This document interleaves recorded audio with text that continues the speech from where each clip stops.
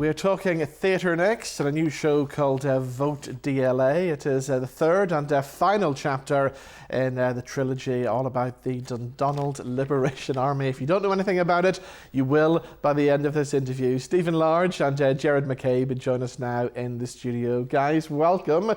Good to see you. Before we talk about the show, I just want to mention you've just come from the Black Box, where there was an arts protest taking place about the cuts that we're having here. I mean, this is serious, isn't it, for everybody in the arts industry? Yeah, it's huge.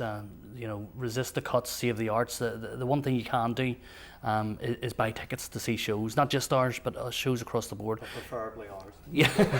What we have to do is have to show the government that arts matter, basically, and we do that by running home that when you buy a ticket, there's more money spent in the economy around that. Every pound you spend in the arts for tickets, it gets turned into £6 for the economy when you're buying a pint or when you're out for a restaurant and stuff. So yeah, we really need to show them that we're not being left behind. We're £5 per person in Northern Ireland, and the closest that is Wales on £11 or something like that. So we're really underfunded, and another 10% cut is just it's going to kill off so many freelancers and stuff. I think I'm right in saying in a minute as well, I think in the last couple of years we're producing better theatre now than we've ever produced before in Northern Ireland. Yeah, and it's been brought across the world. New York, we've got Good Vibrations going there.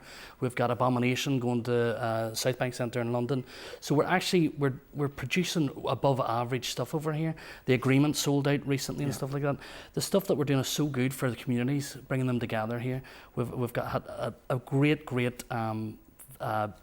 base of talent here that is going on to do things like Blue Lights, Game of Thrones and stuff like that. So that's where it starts, is the theatre and the arts, and places like Northern Visions, yourselves. You know, we can't keep on cutting, and it's been a 50% cut in real terms of all the arts funding in the last 10 years, and we need to stop somewhere. Yeah. Glad you mentioned Blue Lights there, because you had some great chat-up lines in it. You're a very good-looking woman. It was very hard to play that role. I would say so, but that show has just gone on. I mean, it's going to be the biggest thing ever to come out of Belfast, really, isn't it? Yeah. They said it could go on and on. It could be like Line of Duty. Hopefully, fingers crossed. Great for local talent again. Indeed. Let's talk about VOTE DLA. Stephen, you're the guy behind it all and the whole Dundonald Liberation Army. How did all this come about in the beginning? At the offset, they changed the council boundaries between East Belfast and whatever else, and Dundonald got joined with Lisburn. I don't know how that came about. I still don't think there's a direct bus route.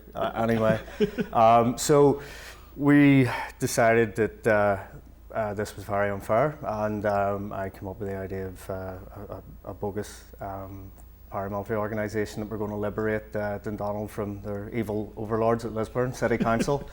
And I literally just stuck a post up on Facebook, and the first post went wild, and I just decided then to set up a page, and it just amassed a big following very, very quickly, and I mean, that was back in 2015. Wow. And since then, you know, it's got like 85,000 followers across the various social channels, and it's just manifest. There's been a book, several plays, sitcom, and BBC Radio Ulster, and I just never imagined any of that would happen, you know, at the outset. But now it's time for the curtain call. Exactly. So you're heading to the Grand Opera House. This is the third in the series of these, and the final one, I believe, as well. Yes.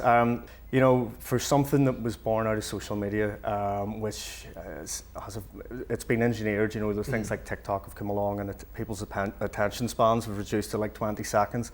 So for something that has, you know, been around for 8 years now, you know, I think it's reached its ceiling. And at the beginning, you know, the DLA aside, my personal objective whenever I started writing was the main stage of the Opera House. I remember Martin Lynch gave me tickets to the history of the piece, according to my ma, and I was just sitting there watching these guys, you know, deliver these jokes, and the auditorium and ruptures, you know, laughter, and I went, this is what I want to do. And exactly, yeah. It's taken a while, you know, everyone has their own route. The pandemic really didn't help matters, but finally there, and looking forward to making it a success. The two main characters are just hilarious, aren't they, Gerard? Great. It's fantastic writing, it really is.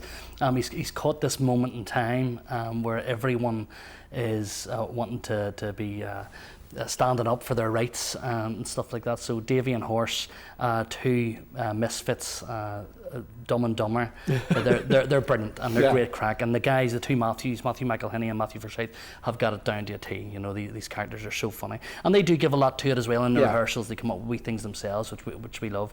And then we've got a new character now to get them into line. The lovely Joe Donnelly's joined it as Shankle Susie, and Norma, the politician from Lisburn. Right. So yeah, this is going to be great crack. It really is. The script is fantastic, even from the first draft. I know he won't mind me saying this, but it was unbelievable. Yeah. It's one of the best first drafts I've ever read. It's so funny, so witty, and it just captures our Northern Ireland humour succinctly. It's great. So it couldn't have come at a better time, because we're all talking about elections and things at the minute, so why not get your tickets and go and see Vote DLA, yeah? It's about taking your mind off things, going out, seeing a show, taking a group of friends.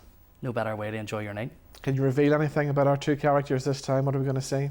Well, there's a split in the ranks, and there's a couple of love stories. That's all I can say. So yeah. We also delve more into Horse's story this time as well. You know, the other character, and see his home life with Susie Shankle, the DLA wag. So it's nice to bring another voice into it this time as well. And having seen Joe at the read through, I think she's going to do a great job. Brilliant. So it's heading to the Grand Opera House when? The 13th to the 17th of June. Okay. We look forward to that. Guys, good to see you. We'll see you there. Thanks a million, Rob. Thank you. Thank you.